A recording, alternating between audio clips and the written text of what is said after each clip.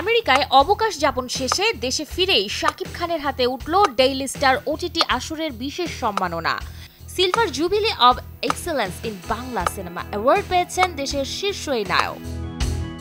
নতুন পরিচয়ে চলচ্চিত্রে ফিরছেন পপি। অভিনয়ের দাড়ি টেনে প্রযোজক হিসেবে সিনেমায় আসবেন বলে জানিয়েছেন এই নায়িকা। বলেন, পুরনো ছবিগুলোর শুটিং শেষ করে কাজ করবেন প্রযোজক হিসেবে। 6 বছর পর আবারও ঢাকার মঞ্চে গাইবেন পাকিস্তানি রক সঙ্গীত শিল্পী আলী আজমত।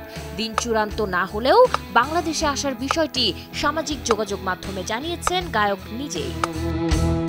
দে কল হিম ওজি দিয়ে পুষ্পা 2 দ্য রুল ছবির রেকর্ড ভেঙেছেন দক্ষিণ ভারতের তারকা পবন কল্যাণ। প্রিমিয়ার ডের আয় দিয়ে পুষ্পাকে ছাড়িয়ে গেছে ওজি। মুক্তির 2 দিনে ছবিটির আয় 154 কোটি রুপি।